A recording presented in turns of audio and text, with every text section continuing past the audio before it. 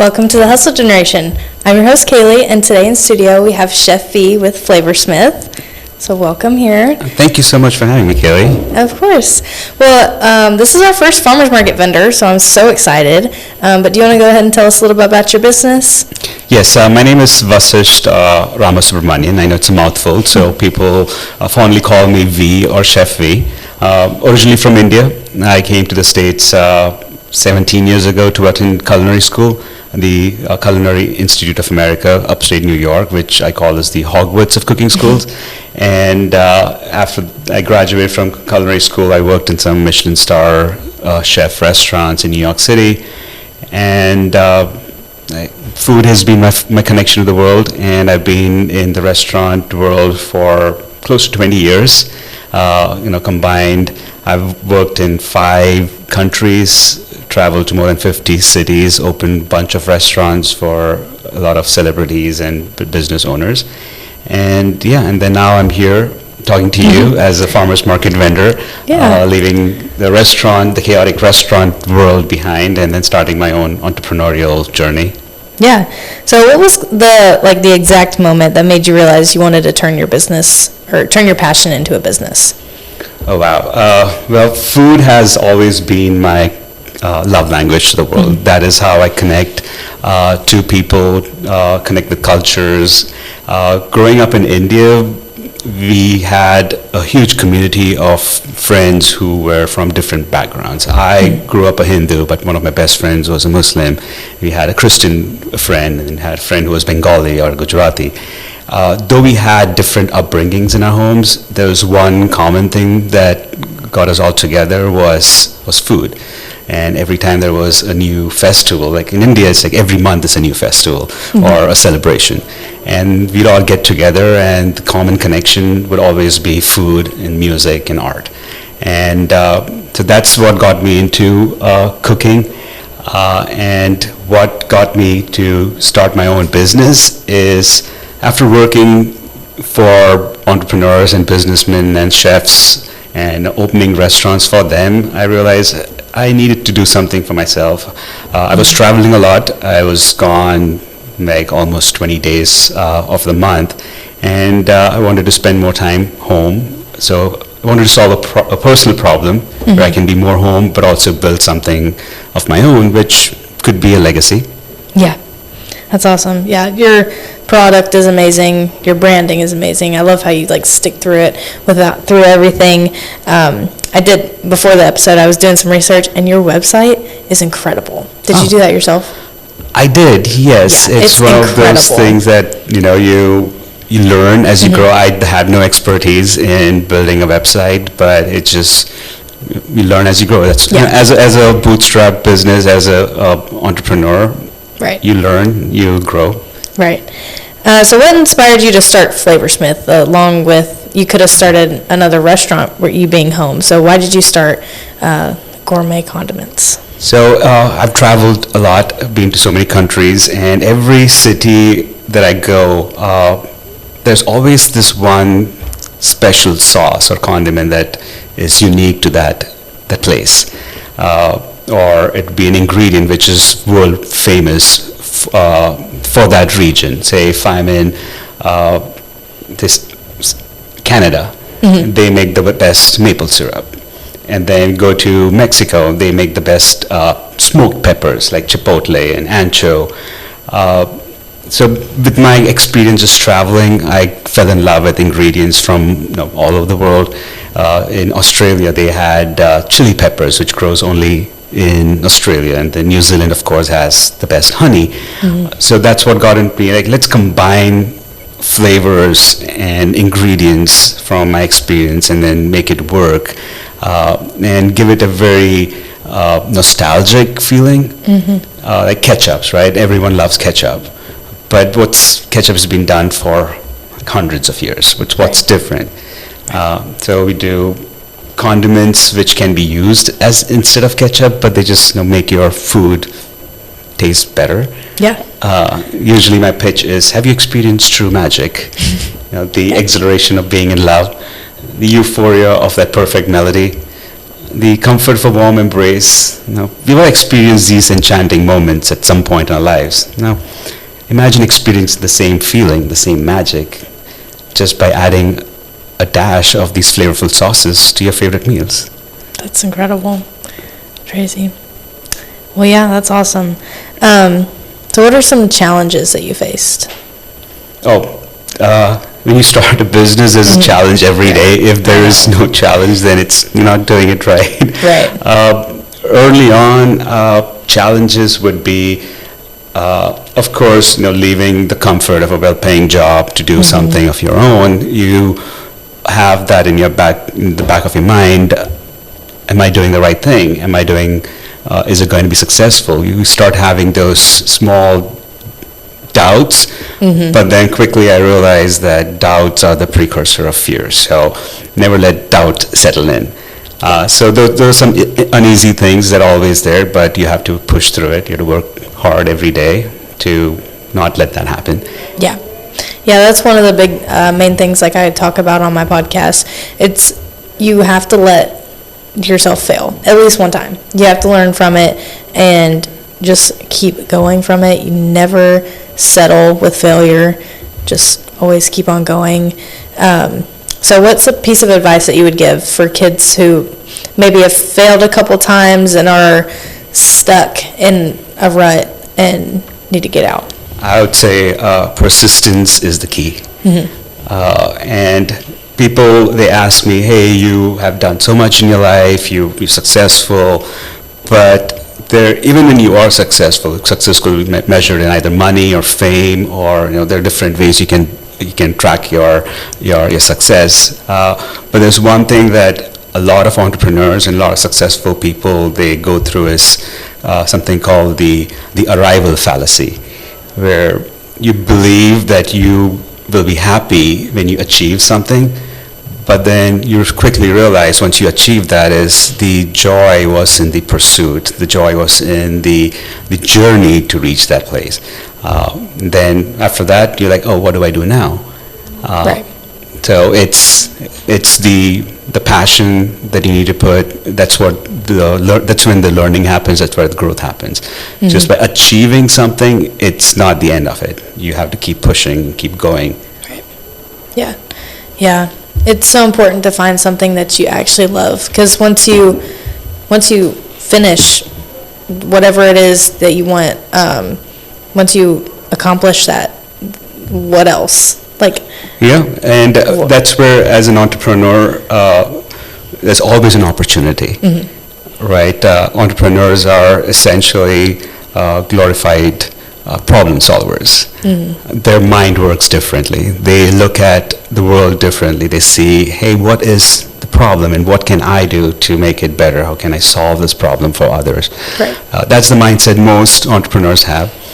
And I tell people that I classify the world or the people in 3 different categories. So you have the artists, people who will create things out of nothing, like songwriters, musicians, and lovers. And then you have the scientists of the world who knows how the world works. They come up with formulas, like engineers and scientists and lawyers. And then you have the alchemists who understand how the world works, but also they are very crafty. They are creators. And entrepreneurs and leaders, they fall in that category. That's my philosophy of how I classify the people. Yeah. So what would you say to somebody who maybe wasn't in that category, but they are so set on, I want people to be happy and I have a problem that I need solved, but don't think the way entrepreneurs do? What would be some advice you give them? As a beginning entrepreneur, everyone has ideas, right? And that's how it starts. Right. But someone once told me that ideas are dime a dozen. But what can you do about those ideas? So you have to be persistent. You have to come up with if it's a product that you're working on, then you have to come up with a working prototype. You have to do it. You actually do it. It's not going to be perfect the first time. You're going to make tons of mistakes, but the idea is to get it out. You have to work on it. Just thinking about it, working on a computer. If it's a service that you're working on, great. That's a different topic. But if it's a product, then you have to have something physical to show people that, hey, Right. this is what I'm working on. This is what I'm trying to solve. It does not need to be perfect. Right. There are always chances, always room for improvement. Yeah, so that's something like huge we focus on at the EIC, is at the beginning of the year, we create a bug list. Say, everyday things in our life that bug us. So last year, my business was called Comfort Clip Co., where we had, it was us three girls. We had the problem that our claw clips, which is a hair accessory, were so uncomfortable. You couldn't lay on them, you couldn't drive with them in, but they were stylish. That's what was in style. So we decided we were going to create a flat silicone version, so it's squishy, and you can drive with it on without worrying about when you get in a car accident, the pieces going into your brain. So we created this product. Everybody runs into roadblocks, but we created this product and we 3D printed it, and we just kept on going until we found something that almost worked. It was so close. There was just one thing missing. And so my friend Hallie, I kind of took a step back to focus on the podcast and my clothing company. But Hallie is still working on it this year, and she's found that missing piece is just like 5 feet away. We were so close, and so she's about to pitch and say that next year she wants to work with the architecture kids to help us create that. So it's just, it even just takes like a little time. It does, yes. It takes time. And patience and persistence. There's this book by Paulo Coelho, it's called The Alchemist. It is about the same thing. It is about this young kid who's a shepherd basically from Spain, and then he has these ambitious dreams of looking for gold or looking for the elixir of life, and then he leaves home, travels, finds love, feels in love, finds the right mentor, becomes rich, only to lose everything and then come back and to find that whatever he's looking for was right there in front of him. That's life, that's journey. So whatever you said about you and your friend, it resonates with that book. It's like, you work hard, you're trying to achieve something, and then you see, oh, it's right here in front of me, and then gives you the answer for what you're going to do next. But persistence and patience is the key. For sure. What skills do you think are most important for people to learn to be an entrepreneur? Not just like skills of editing podcast, more like mind skills, ways to think. What are things you could learn? What things do you think people should learn or have? Oh, quality-wise, I think it would be definitely decision making. Cannot overthink a lot of things. So that's what sets apart people who are entrepreneurs and who are just thinkers. It's the ability to take a decision. It doesn't have to be right or wrong, but take a decision and stand by it. And then things, you take in whatever the feedback is and then work on it. So that would be definitely one thing. And then you have to be consistent and don't be complacent. Give it your all. Don't be like, oh, it's not don't have that attitude in life. I don't think you like this, but this is what I have. But go in with confidence, like, Right. This is what the problem is, and this is what my product is going to solve. Yeah. So going in with confidence is also key. So I think 3 things: confidence, persistence, and decision making. Yeah, I think it's so important. The confidence part is my most important thing. Is nobody's gonna listen to you if you don't have confidence in your own product. If you don't believe in yourself, then who's gonna believe in something that you made? Exactly. So it comes off that way. Yes. And people can tell. And it's all about practice too. It's all about Right. practice. Right. Given how do you introduce yourself? Right. Every morning you wake up and you're brushing your teeth, give yourself that 30 seconds of, how are you going to present yourself that day? How are you going to introduce yourself to people that day? You have to have that aura, that confidence that people remember you. Yeah, for sure. What's something you wish you knew when you first started? I don't know if I can answer that. If I knew where the future, then it wouldn't be as exciting. So I don't know if I can really answer that. I have an answer to that question. Yeah. That would make sense to me. Yeah, because you've gone through so much. So yeah, that's what I think. The joy is in the journey. If had I known that, hey, the failure is going to happen, I'm not going to try it, right? Right. Have I known that it's going to be successful, I would be complacent. I'd be like, yeah, if I don't do this, I'm going to be successful. So not knowing the future and having that goals and having the faith in yourself, having the hope in yourself, I think that's what the joy is in the pursuit.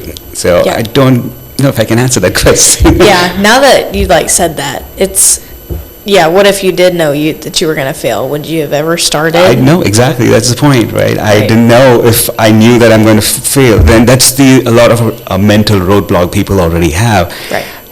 Maybe it's their life experiences, right? They just go in with that mentality. Even if I do this, even if I work hard, even if give this interview, I'm not going to get selected. So they would stop believing in themselves. So I don't know if I would want to even consider that. Yeah. Like I said, some questions in life instills doubt, and I'm a firm believer that doubt is the precursor of fear. So don't let doubt settle in. Yeah. Yeah. What's one habit or mindset that's shifted your journey? Oh wow. For a long time I was the artist, where everything had to be just creative. And when you're an artist, you take things very personally, you keep things very close to yourself, and learning to let go. You have to be able to detach yourself from whatever you're creating, be it a product, be it a service, be it a business, be it whatever. Learning to detach myself from that has been life-changing. Yeah. And that's one thing I would say to young entrepreneurs, that don't take things very, very personal. Yeah. And that comes through experience, which is Right. hard for me to tell you now that, at the age of 19, assuming you're 19? No, 17. 17, sorry. I'm sorry. At the age of 17, you have so many other things that's going on. So don't take it personal if things goes well or if it doesn't go well. Right. So you started your journey after college, right? I left home when I was 17. That was, and since then, and then I went to college and haven't been home per se. So Right. I haven't stayed in my parents' house for more than 2 weeks at a time since I was 17. Yeah. So what advice would you give to kids to take that jump? Like, you came to America to go to the CIA, and how did you decide that that's what you wanted to do? How to take that jump? A lot of things happened during that time. It's not that I always had everything figured out, but the opportunities, came to me, and then I didn't want to say no to them. And when I see an opportunity, I would take it. My parents were super supportive. Money was always an issue. It's always going to be an issue. But my parents helped me figure that out, and I was able to come here with scholarships. And where there's a will, there's a way. Yes. So it's get out of the comfort zone. It's once you start feeling that things are okay and comfortable, that means it's time for you to do something better for yourself or the community or the world. Right. So don't settle. Yeah. That's what I think I struggle with, is being uncomfortable.